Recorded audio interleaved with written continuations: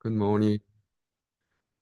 The book you've been waiting for, book talk, Existentialism and Christian Faith. I just recorded the Korean one and I thought I could finish in part two, but I couldn't. I just barely got to the third chapter because the from fourth chapter is Soren Kierkegaard. So I'm going to be doing part two of Existentialism and Christian Faith. Father, help us, keep us safe from the world and keep us, Lord, focus on you today. In Jesus' name. Well, from the modern doubt to existential question, the birth of existentialism, chapter 3 is what I'm going to cover eventually. But for now, chapter 2, ancient origin, Western and Eastern philosophical foundation. I wrote, this is my quote. This is weird how I quote myself in my own book. Before we can talk, how shall we live? We must first learn to see the world clearly and to see ourselves within it. As Martin Heidegger says, we're just thrown in. And he says that, how do you know that you exist? Here I am, he says in German, Dasein. Dasein means here I am, question mark, apostrophe. Am I here? Yes, I am here. Because we're kind of thrown into space and time and we found ourselves existing. That's why existence precedes essence. It's not that I think, therefore I am. What if you think not? Then you disappear? No, existence precedes essence. So before you can ask how, Americans are 99.9% pragmatists. They love to know how to do this, how to be smart, how to succeed, how to lose weight, how to be successful, how to make millionaire, how to use how. But we need to ask who question. Who are you? Who? Who question is more important. Who are you? Not really. Don't turn into how I can become who.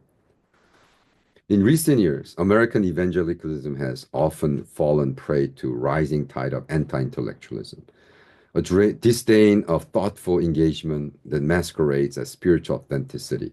The prevailing message became, if you truly led by the Spirit, you don't need to read any books beyond your dog-eared New Testament.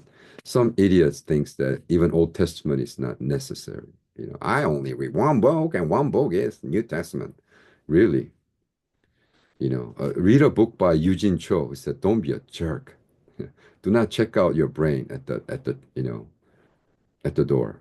Right? We're supposed to engage deep theological reflection, philosophical wrestling, or historical studies are dismissed as worldly distraction. This attitude not only impoverishes the personal faith, but also drives entire congregation to equate spiritual maturity with ignorance of anything beyond catchy sermon series and Mimi ready Bible verses rather than cultivating discerning hearts and minds. Some churches unintentionally cultivate a culture of shallow certitude and intentionally to raise the popular mass, where the only studying encouraged to hunting for Instagram friendly proof texts. Wow, that's pretty loaded. The consequence of weaponizing this anti-intellectual zeal has been stark. There's something shocking. We saw professing Christians storm the U.S. Capitol, brandishing tattered Christian flags and proudly wielding signs emblazoned with John 3:16, as if biblical slogans alone could justify political violence. Thanks to Trump and his followers, cronies, said, in Jesus' name, we're going to storm the U.S. Capitol because we're going to save ourselves from homosexuals. And we're going to end abortion by storming the U.S. Capitol. But somehow it's going to it makes sense, right? Right? We could storm the Capitol, right? Who cares about the oh my goodness. That's our freedom of speech, right? No, dumb dumb. Even beyond America's border, the spiritual chic of rejecting reason has spread, convincing many that to think philosophically or to wrestle with the big question is somehow unfaithful. The tragic irony is that very gospel we proclaim calls to love the Lord your God with all of your hearts and with all of your slogan? No. all of your mind. Matthew 22:37, please. When the enemy turns ignorance into dodge the piety and robs the church of the birthright, the freedom to think deeply, question faithfully, and to follow Christ is with both conviction and clarity. I started a Kierkegaard Research Center in Korea, and I have this guy who comes to our group who left the church when he was young. He was junior high in Korea and was asking questions about Bible stories, and he raised his hand, and so I said, well, I cannot believe that. Can you explain? And the pastor slapped him, slapped his face, his cheeks, and said, just believe, don't question. Wow. That's so sad. The Jewish education system, from kindergarten all the way up to grad school, professor asked one question, Matahoshev. Matahoshev is in Hebrew, what do you think?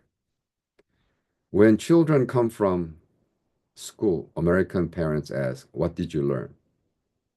The Jewish mama would say, what did you ask?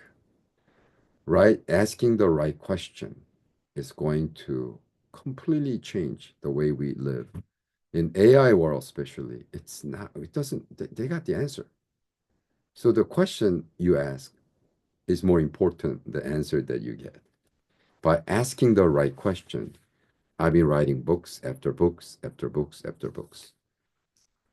So when we take the intellect out of our equation of our faith, then Houston, we have a problem. In our modern rush toward tomorrow's solution, we can forget that question driving existentialism. Who am I?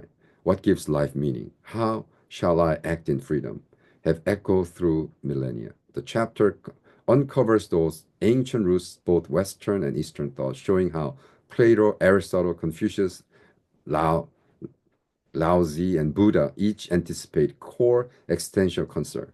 The tracing this foundation, ministry leaders learn to situate Christian faith within the broader tapestry of human searching, honoring cultural wisdom without surrendering the gospel's unique claims. And we could talk about Plato's cave.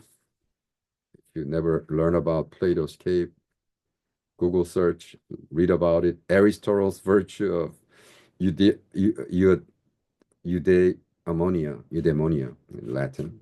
Stoicism, Augustine's, Kant, wow, rise of human subjectivity, which I'm not going to cover because I need to talk about this.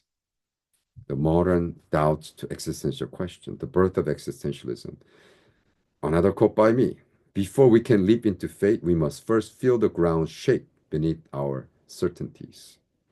When I was 19 years old, philosophy major, I wrote my final paper for the history of modern thought course on direct critique of Rene Descartes, radical rationalism.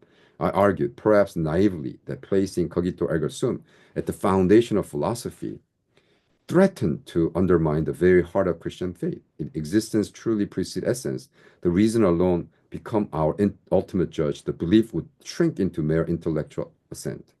Long before I had learned Kierkegaard's term leap of faith, I sensed intuitively that making Christianity unbelievable on a Cartesian term risked striping it on the determined paradox. I believe because it is absurd, in my youthful conviction, I insist that faith anchored in an unbelievable trust of God who stoops to dwell among us could not survive the logic and demand of coherence above all else.